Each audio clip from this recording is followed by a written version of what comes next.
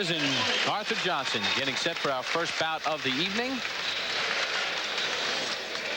Joe LaPlante is the referee. Let's take a look at the rules as governed by the state of New Hampshire for tonight's first bout and all bouts throughout the course of the evening. No 3 knockdown rule, no standing 8 count. Fighter cannot be saved by the bell in any round. Only the referee may stop it. Accidental cuts, they'll go to the scorecards after 4 rounds are complete. Jason Pires, the USBA junior featherweight champion. This is not a title fight. He's ranked number 11 by the IBF. Last fought on April the 10th in Massachusetts. Picked up an 8-round win. He's going against a guy who has a lot of experience in Arthur Flash Johnson, the 33-year-old former 1988 Olympian, 10-time U.S. national amateur champion. Won the first gold medal at the Goodwill Games in 1986. But Johnson, a 6.5-month layoff, last fought on March the 19th in Louisiana. 4th round knockout of Roberto Lopez. He's only had 5 rounds of action in the last 18 months. There is the knockout ratio for these 4 first-round knockouts for Johnson. All of Pires' knockouts have come within the first 6 rounds. No matter how you cut it, huge step up in class tonight from Mr. Pierce, or Pires. Well, Arthur Johnson has been in against Mark Too Sharp Johnson, fought for the IBF Flyweight Championship, was knocked out in round number 1. And as I mentioned, he has not been very active over the last 18 months, and he feels that even though there's some ring rust, his experience will be a key. He's a young up-and-coming fighter, and they're looking at Johnson, and they're saying, well, maybe perhaps he's not the same Johnson he was when he fought the Tapias, the Chits in Thailand, and so forth. But as in any case, I'm looking at this as a statement to be made by me that I am very much alive and I am very dangerous. Well, Johnson trying to reestablish himself. He's got a couple other losses. One to Johnny Tapia in his 12th pro fight in Albuquerque. Lost a 12-round majority decision. A lot of people ringside felt that Johnson lost with some hometown cooking in that one. In his 8th pro fight, he fought for the IBF Flyweight Championship in Thailand.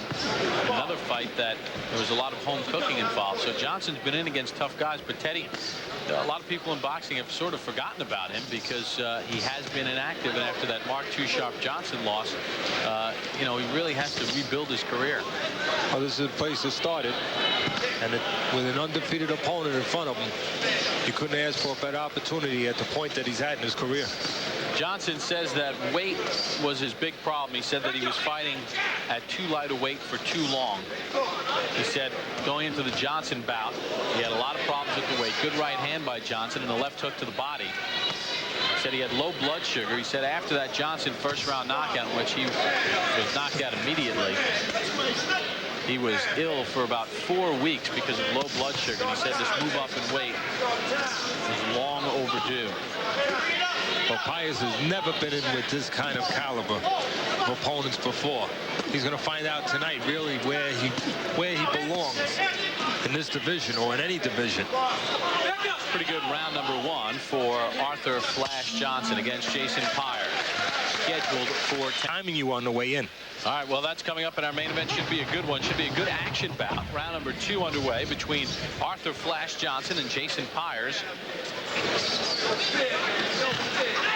And in round number 1, Pires won the jab battle. Johnson landed some pretty good shots, though, in that first round. Take a look at some punch numbers in round number 1. You see Johnson 12 of 51, Pires 12 of 64. But it seems that Johnson landed the better punches in that first round, Teddy. He went to the body. That's the old veteran for you. He saw a guy using his legs a little bit. So what did he do? He didn't wait till he missed too many. He started switching downstairs. A little easier to catch that.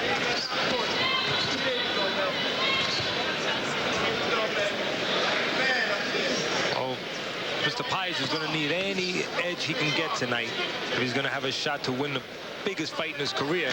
And one edge he might have, he's the bigger guy. Lowest he's ever been is 121 pounds. Heaviest 130 pounds. 9 of 15 fights, 126 pounds or more. And Johnson, the heaviest he's ever been, as you were talking about before, he's always been at a low weight, obviously. Heaviest he's ever been, Johnson, is 118 pounds. And 21 of 23 of his fights, 115 pounds or less. No doubt, all for that Mr. Pires would like to be inside with Johnson. A little bit the bigger guy, you would think the stronger guy. Johnson has had some success with that left hook to the body. Combination from Johnson, counter right hand there from Pires. I asked Johnson about Pires, and he said he saw some tapes, and he said Pires is a lot like me, considers himself a boxer puncher. But Johnson says that he feels he has the bulldog in him to take this fight to Pires if need be. Johnson's really staying on that body nice. Before he threw a right hand to the head, it missed, didn't bother him. He went right over for the left hook to the body. And what's good about that is two reasons why you want to, when you miss the right hand, come back with that left hook to the body, Bob. Is one, you miss the right hand, the left hook's not going to miss. The body's standing right in front of you. And also, by moving over to your left, you put yourself in good defensive position if anything comes back. So you're taking care of two things at once. Jab and a right hand from Johnson. Johnson's controlling the tempo right now. He's got Pires a little bit on the back of his heels, a little bit, not sure what's going on. He's got him reacting to him. Pires is reacting right now to Johnson.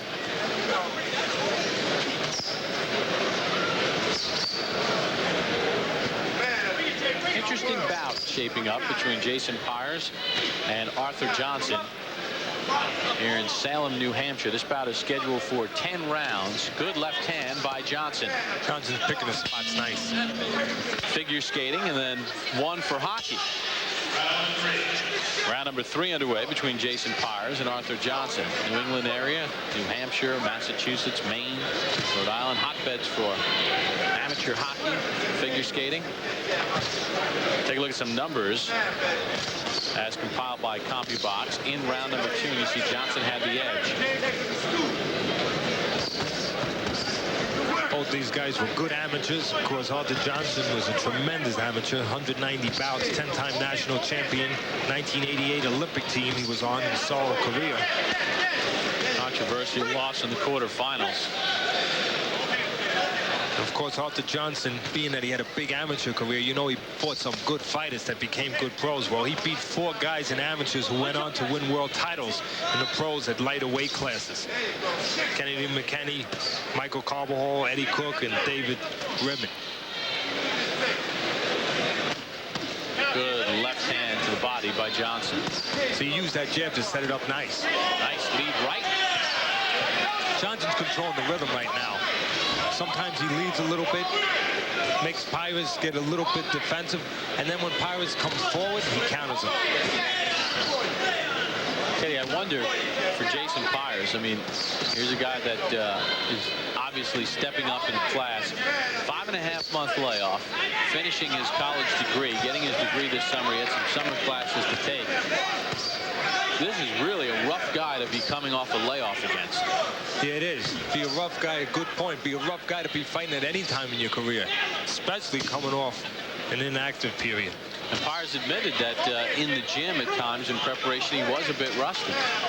You know, the longest inactive period of his career. For Pires, bad time to choose to fight a guy like Johnson. Johnson only knocked out once. That was against Too Sharp Johnson here on ESPN. Arthur Johnson's looking to time Pires now. You see, when Pires looks to punch, Johnson is looking to time him either with a right hand or a left hook. That time he beat him with the jab. That's experience. Pires was thrown a little too far away. Johnson popped the jab in there and beat him to it. Again, he's timing with the jab. Just watch. You can see Arthur Johnson is timing Jason Pires with that jab. He knows when to throw it. And that's more important than anything. More important than how long it is, more important than how fast it is, when to throw it. Good left hand by Johnson and another left hook. He's been able to find a home in spots with that left hook. Johnson has. He's been able to time Pires. There's a right hand again. Well, Arthur Arthur Flash Johnson is taking control against Jason Pires. Well, a guy throws a slow jab. What do? You time the right hand right over it. And that's exactly what Arthur Johnson did with Jason Pires. As we begin round number 4, Johnson very confident. Fairly even first round. Johnson had the slight edge, but Johnson has taken over since that time against schoolboy Jason Pires. He's controlling the tempo, Bob, real well, and he's timing shots.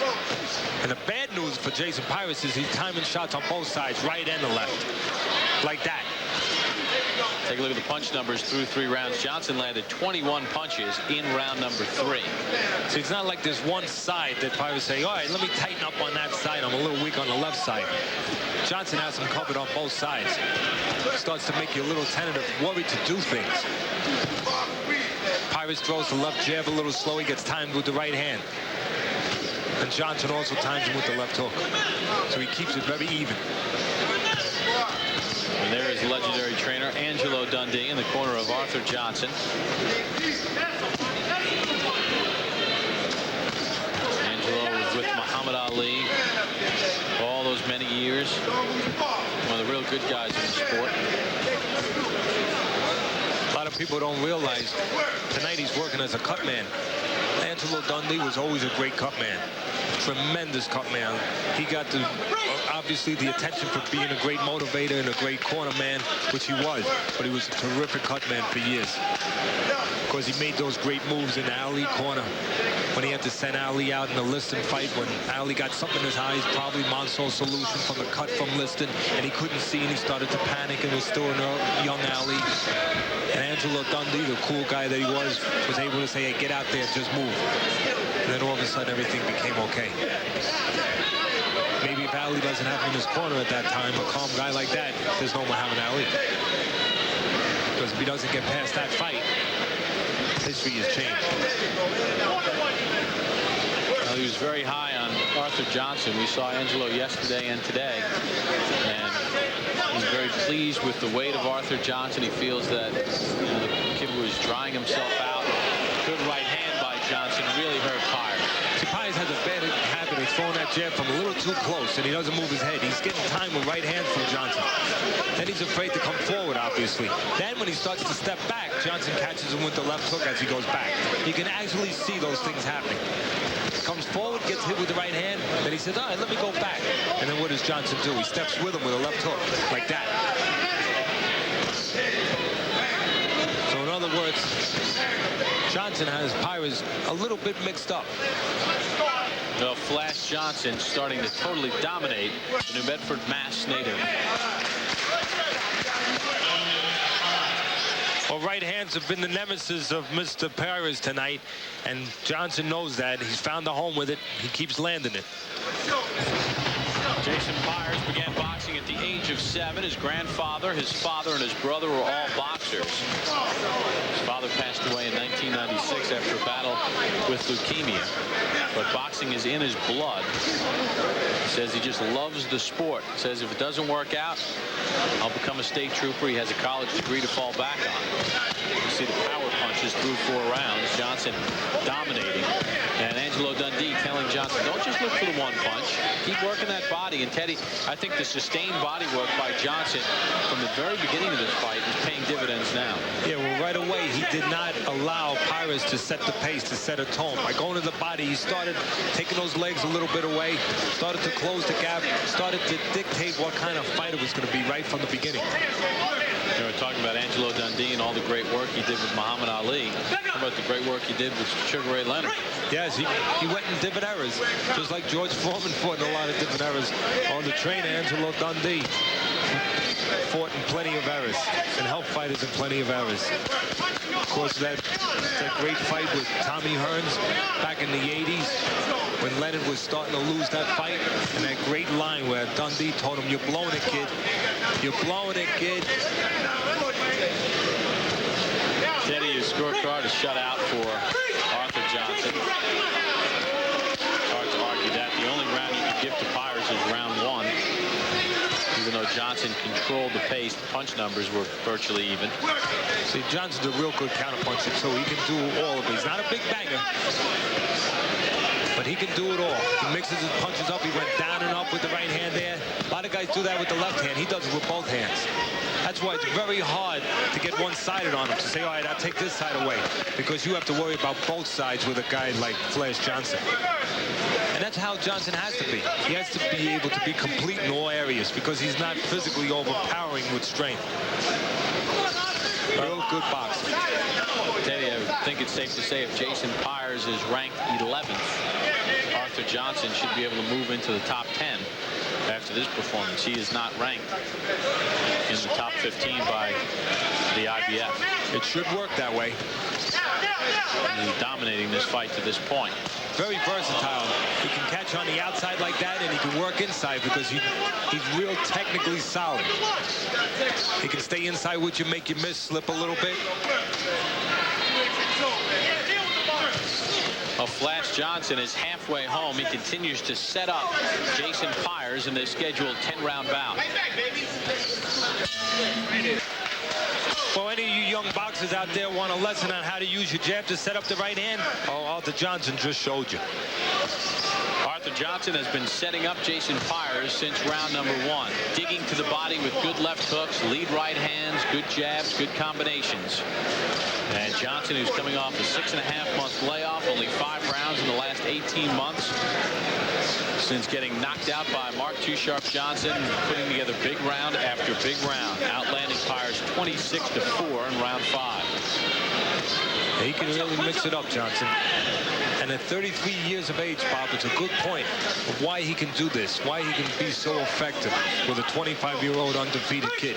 Because he's real smart, and because he depends on technique. Not just on timing, not just on speed, not on just power, obviously. He's got real good, solid technique. And as you get older, your technique will stay there, even when you start to slow down in physical areas. Johnson did not turn professional until he was 26 years of age. But that's a bit deceiving because, you know, we've seen in some of these swing fights that we have each and every week, you have guys who haven't turned pro until they were 25.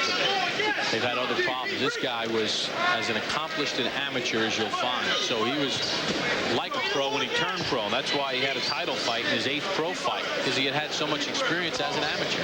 That's right. That's one of the reasons. The other, he's able to have a title fight in such a short amount of time in the pros, like you said, because he had so many amateur fights. He was calm. He was experienced. He was already fighting guys in the amateurs internationally that you normally don't fight that kind of caliber guy till you get to 10-round fights.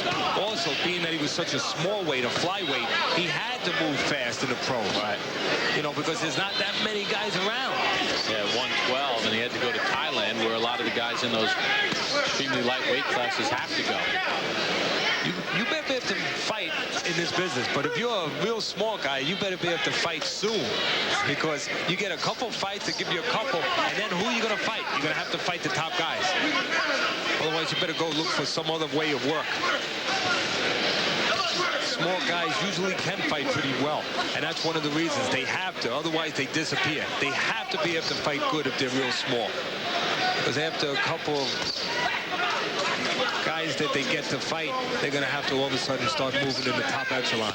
Pires getting some punches in here in round number 6. Real game guy, Pires, no doubt about that. Just he's in there with a more experienced guy and a guy who's technically more sound. He's trying to change things up, Pires. He knows walking through Johnson, he's getting eaten up in counter punches, so he's trying to get off and get out. Use his legs a little bit on the older guy. Pires misses with a combination. Very calm and cool. Arthur Flash Johnson in control through 6. Arthur Flash Johnson out of East St. Louis, Illinois, begins round number 7 against Jason Pires from New Bedford, Massachusetts. Bob Papa along with Teddy Atlas. Friday Night Fights on ESPN2, presented by Budweiser. Coming up in tonight's main event, Reggie Green and Mickey Ward in a 10-round junior welterweight battle, which should be a war. See what Johnson did a second ago? He slipped to his left like he was going to throw a left hook to the body and made Pires think that, and he threw the right hand on top instead. Goes to the left, throws the right hand at the last like an afterthought. Okay, here's an interesting subplot which hopefully will not have any factor in tonight's bouts. But in just about every state, the 3 judges seated at ringside score the fight. And at the end of each round, the referee goes and collects the slip of paper from the 3 judges, their score for that particular round. And then it's submitted to the commission, and it's kept on a master sheet, which is tallied up, and that's how you get the decision at the end of the fight. Here in the state of New Hampshire, it's done differently. The judges do not hand their slips of paper in after every round. The judges score the fight and keep their scorecard as the fight unfolds, and then at the end of the fight, the referee gathers the 3 judges' total scorecards and gives it to the commission. Obviously, the obvious thing that people would think of why you wouldn't like that system, the latter part that you just talked about, is you wouldn't want a judge keeping it where he could go back and change his score, or look at it differently later. You want him to get rid of the scorecard, and as you said, bring it to the officials and let them start tabulating them. Yeah, how many times do people watch a fight and they're keeping the score, and then they kind of go back and say, maybe I'll give that other round to so-and-so. Obviously, these judges are paid professionals, so you would think that they don't do that. And I'm not trying to suggest anything, but it's just a different approach and something that would have someone concerned. I have Pires way behind in this fight. Although I gave him the last round, he seemed to started to change the tide, stem the tide a little bit. But he really has to start being consistent with all these rounds here. He's getting little opportunities. It looks like Johnson has stopped working quite as consistently, but Pires has to take advantage of these spots by getting off and getting out. He can't stay right in front of Johnson. Johnson's too good at counterpunching for him. But he's got a good idea right now, Pires. He's trying to get off and get out, and then come back on Johnson. Take advantage of Johnson being a little older. Taking advantage of those older legs a little bit. And most importantly, not making himself available to counter, but just getting off, getting out, not cooperating with Johnson, where Johnson gets to tattoo him with counterpunches. Pires gaining a bit more confidence, and Johnson's success rate slowing down just a bit. Angelo Dundee instructing Arthur Johnson in his corner. Arthur Johnson is a guy who's been boxing a long time. He's had a title shot. Why does he keep at the sport at the age of 33? I think before a man can go on or move on to the next career, he must be finished with the first. I'm not done with boxing. There's a lot of me that has to be displayed yet and still. There's a lot of me that have to shine yet and still. And so I'm not done with it because I haven't reached the pinnacle in which, which is important to me.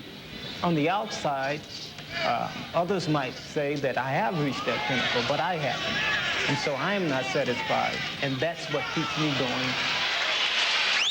Well, Johnson has a burning desire to be a world champion, and Teddy, he comes out to start round number 8 with a thunderous right hand to the head of Jason Pires. The bad news for Pires is, I was just going to say, Johnson then will go to the left hook, so there's no hope there. He says, all right, I got to worry about the right hand, and all of a sudden Johnson switches up with the left hook right after that. You saw those punch numbers from round 7. The 13 punches that Johnson landed, all were power shots. Of the 5 punches landed by Pires in round 7, all were jabs. And that is why Arthur Flash Johnson has been dominating this bout since round number 2. The reason why Pires is getting caught with that right hand off the jab like that is he's either going straight back or he's jabbing from too close and not moving his head. When he jabs, he's a little too close, and he allows Johnson to get that right hand off. How about that? He lets Pires try to jab his way in. Pires misses, and then he just rips a hook right to the ribs. Well, he's a real solid veteran, Johnson, and he sees everything real well. That's why he doesn't have to be working every second. When he works, it counts. Like that. We were saying earlier in the early rounds that Johnson really befuddles Pires because he catches him with the right hand when Pires leads in with the jab. And then when Pires steps back, Johnson catches him with the left hook as he goes back. Well, we're learning a couple of things tonight here in Salem, New Hampshire. One, Arthur Johnson still has a lot left. And Jason Pires not ready for this caliber fighter yet in his career. 15-0, 7 knockouts, but a huge step up in class. He went, like the old timers would say, you know, he went right from the wading pool to the ocean in this fight. I mean, I looked at some of the bouts on the sheet of Pires. I went back and counted up some of the opponents in '98. 3 of his opponents, I didn't want to go more than that. Combined total record in '98 was 40 and 101. Not the kind of opponents that was going to really get him ready for this kind of guy. Plus, you know, go back to the beginning, he was finishing up his college education, so he wasn't able to stay active.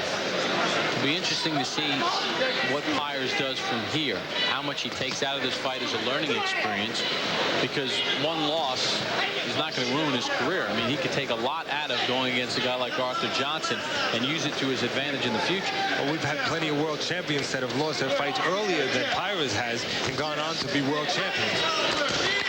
And guys who have lost their fights later in their career and gone on to win titles. Through 8 rounds, Arthur Johnson picking apart Jason Pires. A jab can be a great weapon, but if you throw it from too close, well, it can be a little bit bad because you get hit with right hands like Arthur Johnson hits Pires right there. Well, Arthur Johnson controlling this fight through 8 rounds. It is scheduled for 10, moving up in weight, fighting at 120.25 pounds. Take a look at some punch numbers through 8 rounds. In round 8, Johnson outlanded Pires 19-6. Pires has only landed double-digit punches in 1 round, the first round. Johnson has in every round, and Pires has not landed a power punch in the last 2 rounds, according to CompuBox. Joe Carnicelli and Saul Avilar at the wheel tonight. Watch very subtly, Bob. Now Johnson, at least in my estimation, is just timing Pires. He's allowing Pires to do a lot of work, and then he just throws a punch at the right time, bing, and he puts Pires right in his place. Because he's so calm. Even with that jab, he knows when to throw. Sometimes Pires will throw a jab, his a miss. Johnson will throw a jab right down the pipe and just time it. Or switch to an uppercut like he did there. There you see the punch numbers by round, the breakdown. Like watching the old timers that played handball in the neighborhoods in the old days. You watch the old timers, they used to beat the young kids all the time. You know why? One time I asked one of the old timers, how come you beat all the kids all the time? He said, well, the kid's going to get a ball. He goes there, to go over there, to go over there, to get there. And the old timers say, I know the ball's going to be there, so I just step over here. He doesn't waste all that movement. He uses his experience. And the young guy is running all over the place to get to the same place that he was a minute ago. Well, Johnson is bouncing the handball off the head of Pires.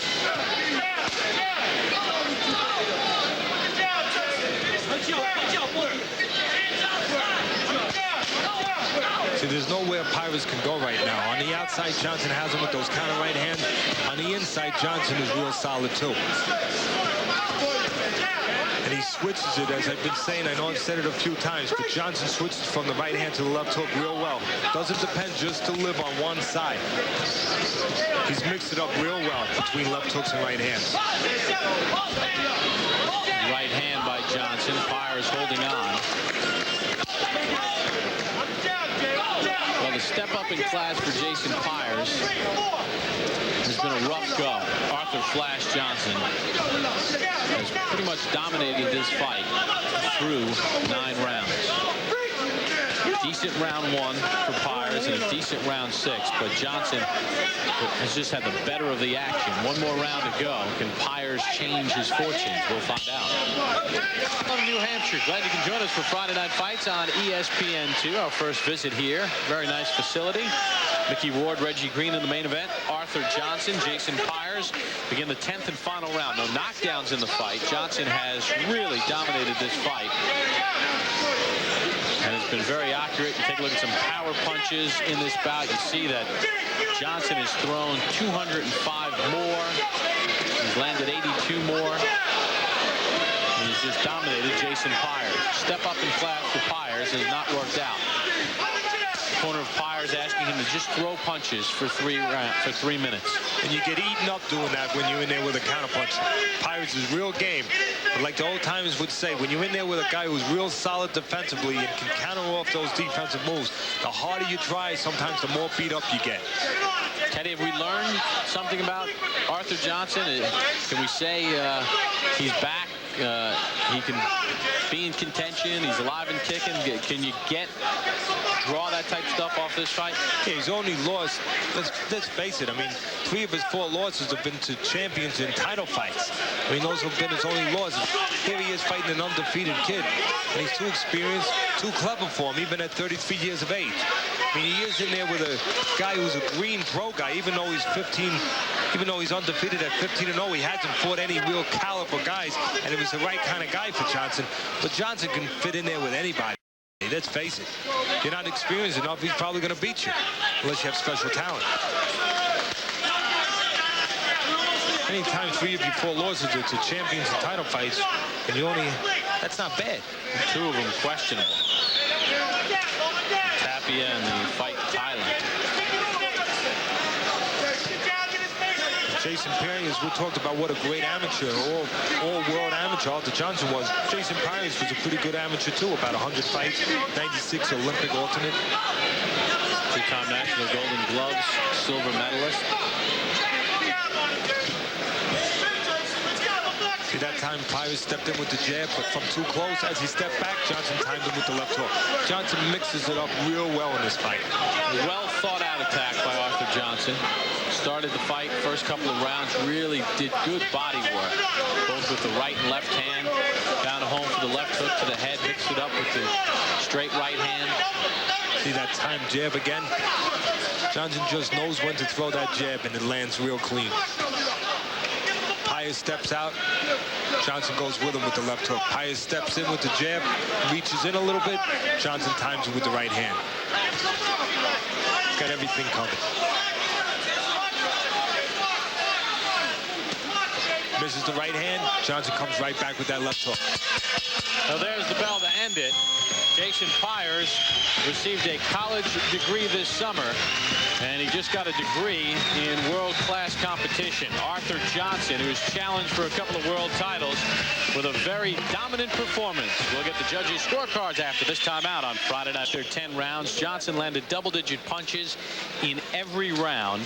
Pires only in round number 1 when he landed 12. Teddy, your scorecard and mine are the same here. 99-91 in favor of Arthur Flash Johnson. Well, we are getting set for the judges' scorecards. Here's Mark Bureau.